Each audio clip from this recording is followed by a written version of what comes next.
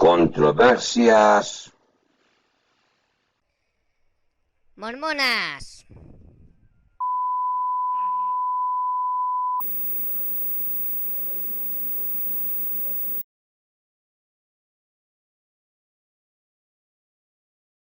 Hola, mis estimados amigos, mis hermanos en esta aventura. Gracias por haber elegido Controversias Mormonas. Yo soy Emmanuel, el profeta desconocido, y hoy vamos a hablar acerca del capítulo 8, Constructores de Templos, de la biografía no utilizada de Pepillo Hermí, escrita por Fabro y titulada Nadie conoce mi historia. Bien, bueno, aquellos que estéis viendo este vídeo por primera vez, bienvenidos y espero que sea de vuestro agrado. Y así más, vamos a comenzar con el capítulo 8. Faltaban 402 kilómetros para llegar a Independence desde San Luis, donde José dejó el flujo del barco a vapor y comenzó a caminar. A medida que los asentamientos se hacían más escasos y las colinas se aplanaban en praderas que se cocinaban bajo el sol de julio, los cansados líderes mormones debieron estar consternados por la lejanía de la tierra prometida. Al principio del viaje se vieron animados por extravagantes esperanzas. Algunos predijeron conversiones en masa con los indios mediante el don de lenguas y todos cantaron el estribillo: pasaremos el invierno en Ohio, pero solo un invierno más. En una ráfaga de oratoria, José dijo a sus hombres que había visto una visión de varios cientos de conversos esperándolos en Sion. Independence, sin embargo, demostró ser el tipo de aldea fronteriza más tosca, con poco más de una docena de casas de troncos, 3 tiendas, una escuela y un juzgado de ladrillos. La colonia mormona consistía en 3 o 4 mujeres. José estaba consternado por la ineptitud de Cowdery como misionero, pero al principio no pudo sentir la conmoción y el desconcierto que se apoderó de sus hombres. Pocos de ellos vieron nada más que la crudeza y la franca atmósfera comercial de Independence, aunque José fue lo suficientemente astuto para ver por qué era la ciudad clave a lo largo de toda la frontera. Pero incluso José tuvo algunos recelos hasta que subió a la cima de la colina más alta al oeste de la ciudad, aunque estaba cubierta de bosques. Podía ver desde su cima el valle del río Blue y hacia el oeste una pradera tan vasta y plana que lo dejó boquiabierto. Parecía que estaba en la última gran colina entre la frontera india y los picos de las montañas rocosas a cientos de kilómetros al oeste. Aquí, en el centro del continente, construiría un templo al Señor, al que fluirían hombres rojos y blancos en un gran arroyo, uniéndose por fin en la hermandad del Evangelio. Cuando llegó la recién desposeída colonia de Nueva York, la estableció en las tierras bajas entre Independence y la frontera india, la primera cabaña que se levantó en lo que ahora es el corazón de Kansas City. El sitio del templo fue dedicado en una ceremonia simple pero conmovedora, colocando la piedra angular al pie de un arbolito cuyo vigor y promesa simbolizaban el futuro de la iglesia. Ahora, sin embargo, la desilusión de muchos líderes comenzó a mostrarse. Edward Patris, a quien se le había dado el control de la Orden Unida en la Nueva Sion, se quejó de la calidad de la tierra seleccionada para la compra. Cuando José respondió con cierto calor que el cielo había seleccionado la tierra, Patris respondió de manera contundente: deseo que no nos digas más que sabes estas cosas por el Espíritu cuando no las sabes. Nos dijiste que Oliver había levantado una gran iglesia aquí y nos hiciste tal cosa. Lo veo y así será, afirmó José con calma, pero después Erhard Bob lo observó con sospecha y a su regreso a Ohio publicó en el Ohio Star una detallada y sarcástica descripción del viaje. Según Bob, Haydon estaba particularmente molesto con José, diciéndole sin rodeos que su visión era algo mala e instándole a regresar inmediatamente a Ohio. A pesar de todas sus propensiones visionarias, Haydon no tenía una visión real. Estaba horrorizado por el remoto y poco amistoso asentamiento y se negó a cortar sus lazos con Kirtland. José estaba, por lo tanto, dividido entre sus 2 hombres clave. Como el prestigio de Haydon era indispensable para el crecimiento de la iglesia, Caldery perdió y José aceptó volver a Ohio. Los mormones se dividieron en 2. La colonia de Missouri se convirtió en un refugio para los desheredados y la iglesia de Kirtland mantuvo el prestigio de la presencia del profeta. Pero 1.287 kilómetros de caminos en mal estado separaban a los dos grupos. La comunicación por carta era lenta e incierta, pero no obstante se mantenía un notable sistema de enlace. Se estableció una imprenta independiente para publicar la Evening and Morning Star, el periódico más occidental de los Estados Unidos. W. Phelps, poeta y periodista antimasónico del estado de Nueva York, fue nombrado editor. La Star imprimió muchas de las revelaciones de José y todas sus cartas a la Iglesia. Sin embargo, la cooperación entre las dos órdenes unidas resultó imposible.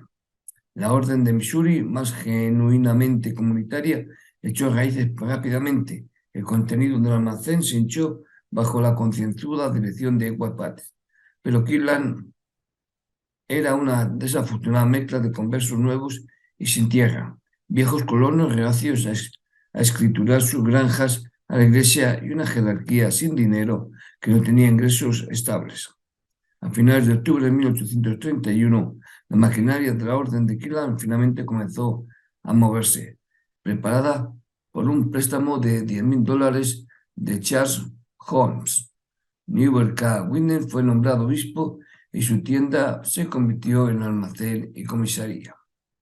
Una nueva relación sugirió que, si las deudas se acumulaban, la cuenta debía ser entregada al obispo de Sion, quien pagará la deuda con lo que el Señor ponga en sus manos. El desafortunado Patrick se hizo así responsable de las deudas de toda la Iglesia.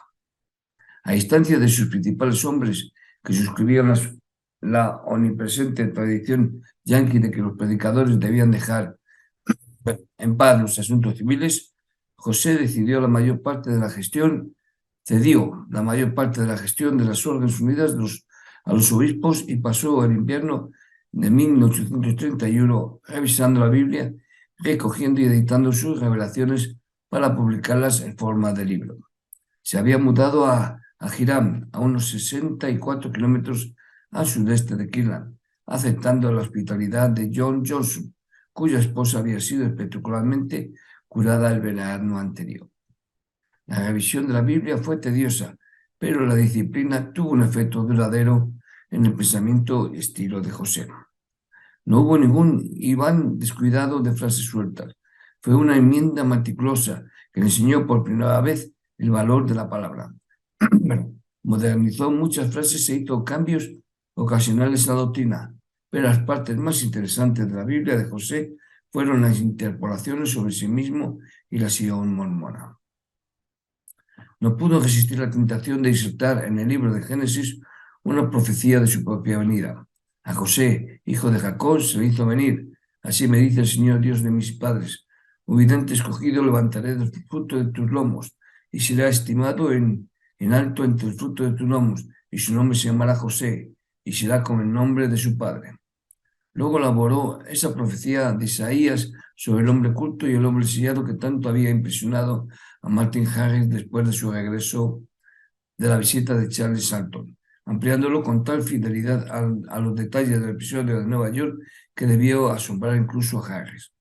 La profecía de Isaías también incluía referencia a los testigos del libro de Mormón y el regreso de la plancha de oro al Señor. Quizá José todavía estaba preocupado por una sensación de insuficiencia. Aún no había aprendido a rechazar estos pequeños obstáculos y a mantenerse firme en sus propios pies. El estudio meticuloso de la Biblia sirvió, sin embargo, para estimular algunas de sus mejores revelaciones. En este año 1831 escribió 3 veces más que en los últimos 10 años de su vida.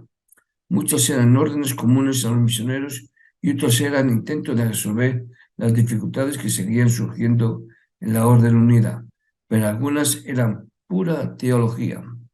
La primera epístola de Pablo a los Corintios contenía 3 versos que me interesaron. Hay también cuerpos celestes y cuerpos terrestres, pero en la gloria de lo celeste es una, y la de lo terrestre otra. Una en la gloria del sol, otra la de la luna y otra la de las estrellas, porque una estrella se diferencia de otra en su gloria. Allí también es la resurrección de los muertos. Al leer estas líneas, le vino a él y a Geidón una visión de la resurrección en la que vieron los tres grandes reinos, en la que vieron los tres grandes reinos a los que todos los hombres serían asignados en el día del juicio. El reino celestial, cuya gloria era la del sol, sería la herencia de los miembros de la iglesia verdadera. El terrestre, cuya gloria era la de la luna, sería la morada de los que nunca habían conocido el Evangelio. Luego acuñó la palabra celestial para un tercer reino, cuya gloria era la de las estrellas, para ser poblado por aquellos que habían rechazado la ley de Dios. Esta trinidad de reinos comprendía una escena de resurrección muy diferente de la que había descrito en el libro de Mormón, donde el lago de fuego y azufre figuraba de forma prominente en los sermones de los profetas indios. José había dado un largo paso hacia el universalismo, porque incluso los mentirosos, hechiceros, adúlteros y prostitutas tenían garantizada la gloria celestial, y solo un puñado de no regenerados, llamados los hijos de perdición, iban a ser condenados eternamente. La Evening and Morning Star publicó la larga revelación que describía esta visión en diciembre de 1833 y añadió que cuando los dos hombres salieron de la oficina, uno de los hermanos informó que José parecía tan fuerte como un león, pero Sidney parecía débil como el agua. Y José, al notar la condición de su compañero, sonrió y dijo: el hermano Sidney no está tan acostumbrado como yo. Años más tarde, cuando el profeta estaba escribiendo su historia, hizo que se copiara la revelación de las tres glorias en el registro y la comentó con el entusiasmo de un autor que ha tropezado con un poco de su escritura temprana y se maravilla de su brillantez o belleza estilística. Cada ley, cada mandamiento, cada promesa, cada verdad atestigua el hecho de que ese documento es una transcripción de los registros del mundo eterno. La sublimidad de las ideas, la pureza del lenguaje, el ámbito de acción están tan por encima de la estrechez de miras de los hombres que todo hombre honesto se ve obligado a exclamar: vino de Dios. A pesar del rico flujo de revelaciones durante el tiempo en que José vivió con la familia Johnson, varios de los hijos de los Johnson se distanciaron y dejaron la iglesia. Hiram se estaba convirtiendo rápidamente en un pueblo poco amistoso. Simon Ryder dejó la iglesia porque una revelación especial a él dirigida escribió más su nombre. El Rabón había estado fuera de la iglesia durante algunos meses, desilusionado por lo que llamó la habitual propensión a las bromas y chistes de José, y convencido por el viaje a Missouri de que todas las revelaciones de José surgían de crisis mundanas más que de los impulsos del Señor. Las cartas de Bott en el Ohio Star causaron una indignación generalizada contra el profeta. Para atormentar aún más a José, los bebés gemelos que había adoptado contrajeron sarampión. La enfermedad de ellos en la casa de otro hombre no era fácil de soportar. En este punto llegó la noticia desde la colonia de Missouri de que se estaba gestando una rebelión, y José se dio cuenta de que solo una visita personal a Independent evitaría una seria apostasía. Cuando la noticia de su partida se extendió por la ciudad, una banda de acosadores de mormones, liderada por Simon Ryder, determinó acelerar su partida de manera característica de la frontera. Fortificados por un barril de whisky, se abrieron camino a la casa de los Johnson en la noche del 24 de marzo de 1832 y arrastraron a José de la cama cuna donde se había quedado dormido mientras observaba a uno de los gemelos. Lo desnudaron, lo arañaron y golpearon con salvaje placer y untaron su cuerpo sangrante con alquitrán de pies a cabeza. Rompiendo una almohada en pedazos, lo cubrieron con plumas. Se dice que Eli Johnson exigió que el profeta fuera castrado, ya que sospechaba que José era demasiado íntimo con su hermana, Nancy Marinda. Pero el médico, que había sido persuadido de unirse a la turba, declinó la responsabilidad en el último momento, y Johnson tuvo que contentarse con ver al profeta golpeado y desmayado. Gideon también fue golpeado y arrastrado sobre la tierra helada hasta que quedó inconsciente. Después de un tiempo, José se sentó y comenzó a rasgar el alquitrán que llenaba su boca. Sus labios sangraban por un frasco de vidrio que había aplastado entre sus dientes cuando alguien trató de forzarlo a pasarlo por su garganta. Regresó a la casa con frío y dolor. Emma abrió la puerta a media luz. Las grandes manchas de alquitrán en su cuerpo desnudo parecían sangre y se desmayó en la puerta. Durante toda la noche, Emma y sus amigos rasparon pacientemente el alquitrán. El día siguiente era domingo y se esperaba que José predicara. En la congregación mormona llegaron varios de los asaltantes tomando sus asientos con cínica expectativa. Para su asombro, el profeta entró en la asamblea a la hora señalada, con cicatrices y moretones frescos en su cara y manos. Con un verdadero instinto para la ocasión, no tronó ninguna denuncia, sino que predicó como de costumbre, y la tranquila dignidad de su sermón se sumó al aura de heroísmo que rápidamente comenzó a rodearlo. Este fue el primer y el último acto de violencia contra los mormones en Ohio. 5 días después, uno de los gemelos murió, dejando solo a la pequeña niña, Julia Murdo, a la triste pareja. Los Smith dejaron Gilan para siempre. Emma regresó a Gilan y José partió con Gideon hacia Independence. Los mormones de Missouri nunca habían perdonado del todo a su profeta por regresar a un Ohio no dedicado y no consagrado, y temían que Gideon desviara su lealtad permanentemente de la tierra prometida. Además, estaban celosos de los conversos de Gilan, que habían ganado todos los puestos clave en el gobierno de la iglesia. Oliver Cady era un mero ayudante de imprenta. David Whitney y Matty Harris no ocupaban ningún cargo. Sensible a las violaciones del espíritu de la democracia, incluso en la religión, los miembros de Missouri estaban indignados porque las decisiones administrativas se tomaban sin su voto.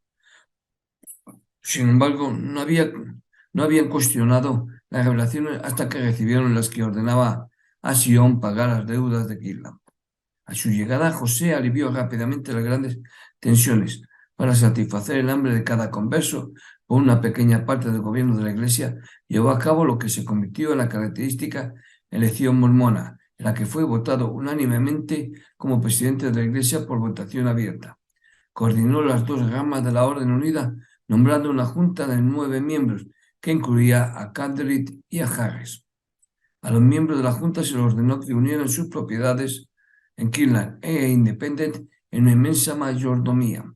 Los dos economatos se amalgamaron y se les ordenó negociar un préstamo de $15,000 a los obispos. Gideon consiguió disipar el antagonismo que se había desarrollado en su contra, y la visita exitosa más allá de lo esperado marcó el comienzo de un año de crecimiento fenomenal para la Iglesia en el condado de Jackson. Un crecimiento, sin embargo, que comenzó a estimular en los antiguos colonos una abierta y cada vez más fea hostilidad. Cuando José regresó a Ohio en mayo de 1832, dejó 300 no conversos en Missouri. Este número se duplicó en un solo año. La colonia era pobre y las provisiones eran escasas. Nuestra comida, escribió Parley Pratt en su autobiografía, consistía en carne de vacuno y un poco de pan hecho de maíz, que había sido rallado en harina gruesa, flotando las mazocas en un rallador de hojalata. Pero tal privación aumentaba el sentido de parentesco y unidad con Dios. Había un espíritu de paz y unión y amor y buena voluntad manifestado en esta pequeña iglesia en el desierto, cuyo recuerdo será siempre querido por mi corazón, dijo Pratt. Missouri era ahora muy consciente de los indios en su frontera occidental. El gobierno federal, comprando lentamente tierras en Ohio, Kentucky e Illinois, estaba moviendo miles de ellos a las grandes llanuras sin árboles. A través de Independent caminaron Saguenets, Quizcapos y Pottawattamies, montando sus tiendas fuera de la aldea durante una noche antes de cruzar la frontera.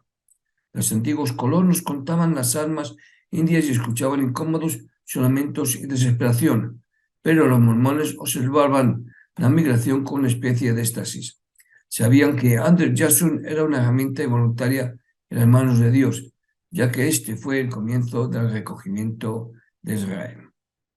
Confiado en que esto el resto de Jacob pronto engrosaría las filas de la iglesia, aclamó a cada tribu triunfante en la Evening and Morning Star. El mundo para él ardía con señales de la venida de Cristo, que se aventuró a predecir estaba a menos de 9 años de distancia. Surgieron revoluciones en una docena de países a principios de los años 30. Su Carolina, 30 años más tarde de la Guerra Civil, amenazó con dividir a los Estados Unidos por medio de la secesión. Una plaga de serpientes ardientes asoló la India.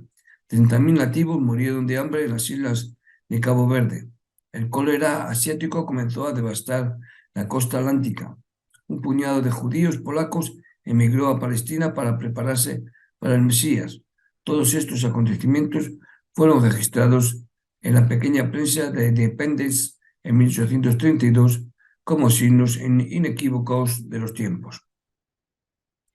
Desafortunadamente, para la Orden Unida de Missouri, solo la mitad de los conversos que llegaban podían ser persuadidos a unirse, siempre la mitad más pobre. Las escrituras de consagración hechas a nombre de Titus Billings, que al parecer son las únicas que existen, revelaron que no tenían capital y que sus muebles, carros y animales valían poco más de $300. Cuando la mezcla de comunistas y no comunistas se volvió demasiado problemática, José envió un mensaje a Missouri que a menos que un hombre se uniera a la orden se le debería negar la membresía en la iglesia. Cuando la orden fue acosada por holgazanes, Fer los atacó en el Star. El que no trabaja no es discípulo del Señor. Y cuando los más empleadores prefirieron contratar a gentiles en lugar de trabajar para la orden, se basó en el Salmo 24 para condenarlos. Uno no puede estar por encima de otro en la riqueza, ni por debajo de otro por falta de medios, porque la tierra es del Señor y su plenitud. Ni los hombres trabajarán para el Señor a cambio de un salario, pero el trabajador de Sion trabajará para Sion, y si trabajan por dinero, perecerán. Nada era tan peligroso para la orden de Missouri como la apostasía, porque cuando un hombre dejaba la iglesia y se le negaba la devolución de su propiedad, acudía rápidamente a los tribunales. Los Shakers habían sido singularmente favorecidos por la ley de transacciones, pero los jueces de Missouri despreciaron las escrituras mormonas y concedieron el juicio al disidente. El resentimiento de Sion contra la ausencia de José nunca murió del todo, ya que su parcialidad hacia Kelan era demasiado obvia. La súplica de Fer para un traslado permanente a Missouri se convirtieron en tal molestia que José los inició con las palabras del Señor. Di a tus hermanos en Sion con saludo cariñoso que también te he llamado para presidir a Sion en mi propio y debido tiempo. Por tanto, que dejen de molestarme con respecto a este asunto. A pesar de que Missouri estaba drenado a sus más celosos milenarios, José estaba decidido a mantener Keelan como el centro de la iglesia. La fortuna le sonreía. El 6 de noviembre de 1832, Emma le había dado un hijo que no murió en los primeros días de peligro, como su primogénito y los gemelos. Toda la iglesia compartió su alegría, prodigando regalos y homenaje al bebé, al que bautizó como José. Justo antes de que el niño naciera, el profeta había hecho un viaje a la ciudad de Nueva York, donde negoció con éxito algunos préstamos en nombre de la Orden Unida de Keelan. La carta que escribió a Emma después de su primer viaje por la isla de Manhattan no solo traicionó su asombro por la grandeza de la ciudad, sino también algo de su ansiedad por contar con la vasta metrópoli en su propio esquema de cosas. 13 de octubre de 1832. Mi querida esposa, este día he estado caminando por la parte más espléndida de la ciudad de Nueva York. Los edificios son realmente grandes y maravillosos para asombro de todo espectador, y el lenguaje de mi corazón es así. ¿Puede el gran Dios de la tierra, creador de todas las cosas magníficas y espléndidas, disgustarse con el hombre por todos estos grandes inventos que ellos buscan? Mi respuesta es no. No puede ser, ya que estas grandes obras están calculadas para que los hombres se sientan cómodos, sabios y felices. Por lo tanto, no por estas obras puede ser el Señor estar disgustado. Solo contra el hombre se enciende la ira del Señor cuando no le dan gloria. Por lo tanto, sus iniquidades serán visitadas sobre sus cabezas y sus obras serán quemadas con fuego inextinguible. Oh, ¿hasta cuándo, Señor, existirá este orden de cosas y la oscuridad cubrirá la tierra y la oscuridad total cubrirá a la gente? Bueno, después de contemplar todo lo que deseaba ver, volví a mi habitación para meditar y calmar mi mente. Y vi el hogar de Elma y Julia que se precipitó sobre mi mente como una inundación y pude desear por un momento estar con ellas. Mi pecho se llena tanto de los sentimientos y la ternura de padre y marido, y si pudiera estar contigo te diría muchas cosas. Sin embargo, cuando pongo un pie en esta gran ciudad como Nínive, mis entrañas se llenan de compasión hacia ellos. Prefiero leer, rezar y comulgar con el Espíritu Santo y escribirte que caminar por las calles y contemplar las distracciones de los hombres. Tu afectuoso marido hasta la muerte, José es mi hijo. Se verá que José se tomaba ahora muy en serio como profeta del Señor y no se relajó de su papel ni siquiera ante su esposa, tal vez especialmente ante su esposa. El viaje de José a Nueva York le despertó un interés en los asuntos nacionales que nunca más perdió. Pero no podía haber una crisis nacional excepto en términos de sí mismo, su iglesia y el milenio. Mientras estaba en Nueva York, hubo mucha preocupación por la primera amenaza seria del sur de Carolina de dividir la Unión.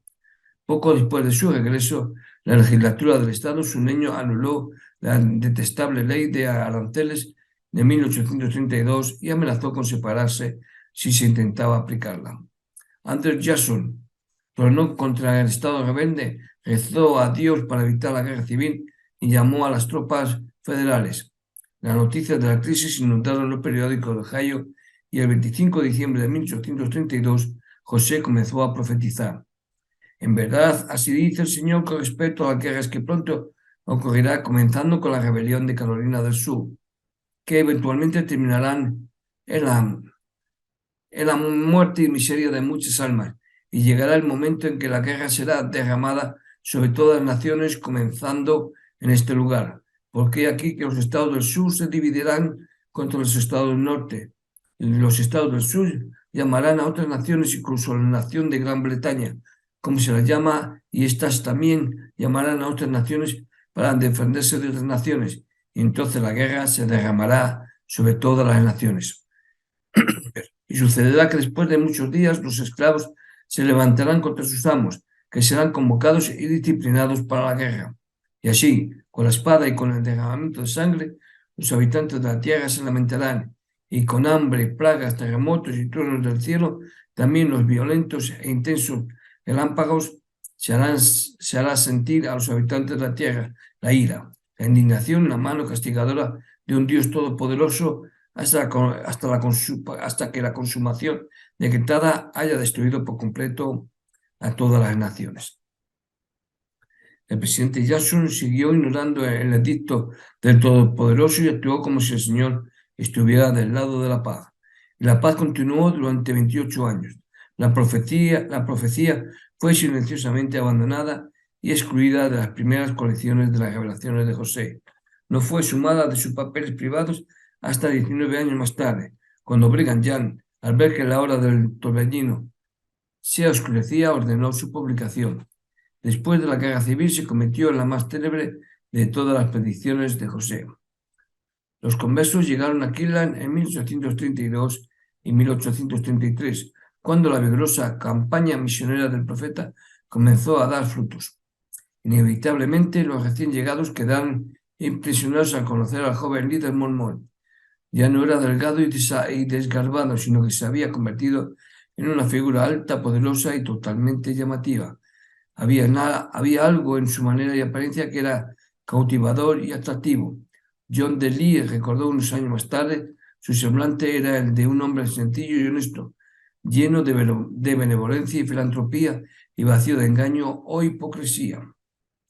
Los 4 hermanos de José también eran hombres altos y bien formados, todos de 1,80 m o más, y junto con su padre formaban un cuadro llamativo mientras caminaban por las calles de Kirtland, unidos entre sí por una extraordinaria lealtad fraternal, así como por un sentido de poder derivado de su unidad, proporcionaron un enorme apoyo material y psicológico al profeta.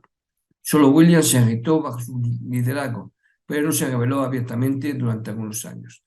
José era todavía tan joven, tan lleno de entusiasmo por vivir y de rico humor que le resultaba difícil mantener constantemente ante sus amigos el sobrio espíritu y el lenguaje digno que se espera de un hombre santo. Una pareja que llegaba a Aquila lo encontró jugando con unos niños e inmediatamente volvieron sus carros a New England. Otros se horrorizaron por su descarado orgullo y su destreza en la lucha, pero normalmente se ganaba a los nuevos conversos por su humanidad e informalidad. George A. Smith se deleitaba con la historia del converso canadiense al que se le pidió que rezara una noche y gritó tan fuerte que alarmó a todo el pueblo. José vino corriendo a la casa. ¿Cuál es el problema? Pensé por el ruido que los cielos y la tierra se estaban uniendo. Al enterarse de la causa del disturbio, le dijo al canadiense sin rodeos: no deberías ceder ante el espíritu tan entusiasta y rebuznar tanto como un burro. El hombre se opuso al comentario, pero los hermanos que se rieron estuvieron de acuerdo en que se había librado de él. Para entonces José había asegurado una casa y una hermosa granja de 140 acres. El editor del Pines Beach Telegraph escribió con su acostumbrada malicia que el profeta había asegurado las escrituras de esta granja y de 2 lotes de Kirtland a su nombre. Así es como estos profetas y sumos sacerdotes autoconstituidos adquieren posesiones de bienes y raíces en un país rico y floreciente, mientras sus embaucados son enviados a las tierras salvajes de Missouri. Pero su propia gente no le envidiaba lo mejor. Juraron que sus campos producían el doble que antes y que cada vaca que se le presentaba duplicaba su producción de leche. Observaron con placer que José podía construir más varas de buena valla en un día que la mayoría de los hombres en 2, que su valla siempre estaba libre de maleza, que sus troncos estaban bien apilados y su patio limpio y ordenado. Una tarde en noviembre de 1832, José estaba cortando leña en el bosque detrás de su casa cuando sus amigos trajeron a un nuevo converso, a quien presentaron como Brigham Young. Belmontes de nacimiento como el profeta había contraído el mismo inquieto contagio que llevó a la familia Smith al oeste. Era mayor que José y más bajo, pero robusto y poderoso, con manos que estaban hechas para trabajar con herramientas. Había sido pintor y vidriero, dijo, y había intentado una variedad de trabajos y una variedad de religiones, pero no había tenido ningún propósito en su vida hasta que leyó el libro de Mormón.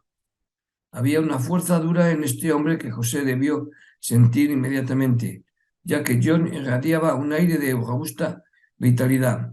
Pasaron el resto del día juntos y por la noche fueron a una reunión en una casa de campo. Allí José le pidió que orara. Respondió sorprendentemente con una exhibición del don de lenguas, uno de los fenómenos que José había estado tratando de reprimir gentilmente. Tal vez cayó en este modismo que era tan extraño a su naturaleza testaruda en su ansiedad de por impresionar al profeta. En cualquier caso, José parece haber sido reacio a ofender a un hombre tan prometedor y sorprendió a la audiencia diciendo con aprobación: el hermano Brigham hablaba el verdadero lenguaje adámico.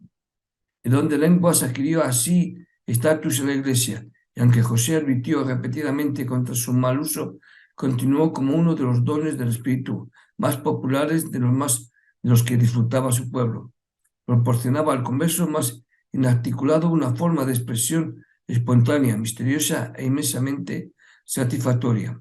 La mejor evidencia del magnetismo de la religión mormona era que podía atraer a hombres con la calidad de Brigham Young, cuya tremenda energía y sagaz inteligencia no eran fácilmente dirigidas por ninguna influencia ajena a él.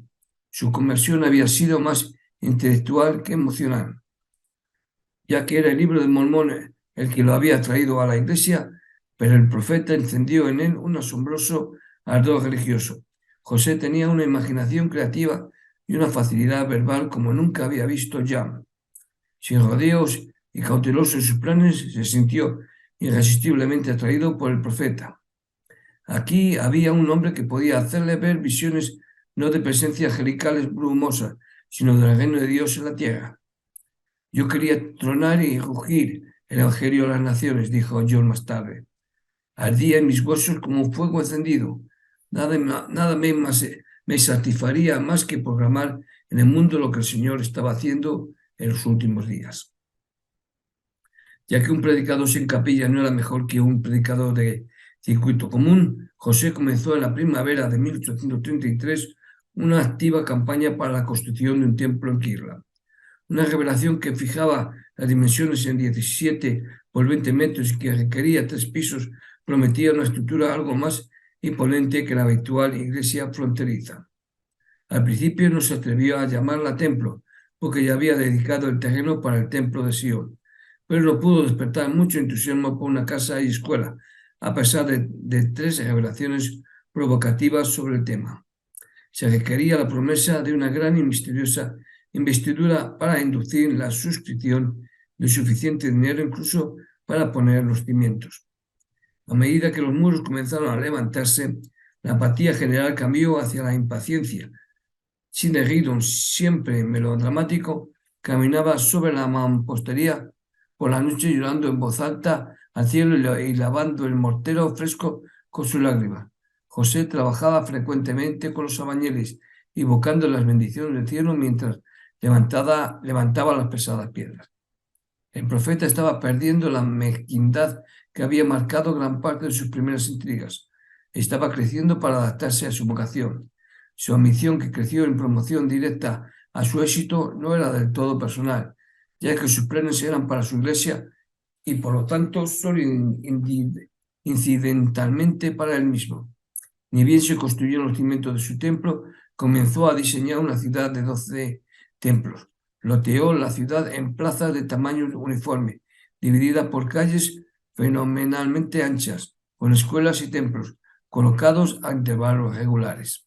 Esta ciudad, dijo, debería contener entre 15.000 y 20.000 ciudadanos, cada uno viviendo en su propia casa de ladrillo o de piedra, alejada de la calle en un hermoso jardín. Los graneros y establos se mantendrían fuera de la ciudad en las granjas de los alrededores. Aunque dibujada con un ojo para la precisión matemática más que para la belleza, esta ciudad ideal era una notable pieza de planificación urbana y Brigham Young usó los planos 14 años más tarde para trazar las espaciosas plazas y las anchas calles de Sardis Street. Por muy grandioso que haya parecido el plan de en 1833, era en realidad un símbolo de la rápida ampliación de la visión de José. Estaba empezando a comprender algo de la tremenda potencialidad de su poder. Aunque en Kirtland tenía incluso menos conversos que Sion, donde el número había ya llegado a unos 1.200, y aunque toda la economía de la iglesia se basaba en el dinero prestado, la ciudad de los 12 templos no era un sueño vano. El profeta tenía una vista clara del horizonte, pero una niebla se extendía a sus pies. No tenía ni idea del sufrimiento y la destrucción que se volarían de sus sueños. Kirtland no era una ciudad de 12 templos, ni siquiera Independence. Cada sillón que plantó fue arrancada de raíz antes de que floreciera, y la sillón de Independence estaba condenada incluso ahora. Unas semanas después de la colocación de la piedra angular del templo de Kirtland, ordenó la construcción del templo en Sion. Una revelación del 2 de agosto de 1833 ordenó a su pueblo que diera un diezmo de todas sus propiedades para iniciar el fondo del templo. Y el Señor prometió que si esto se hacía a Sion, llegaría a ser gloriosa en extremo y muy grande y muy terrible, recibiendo el honor de las naciones de la tierra.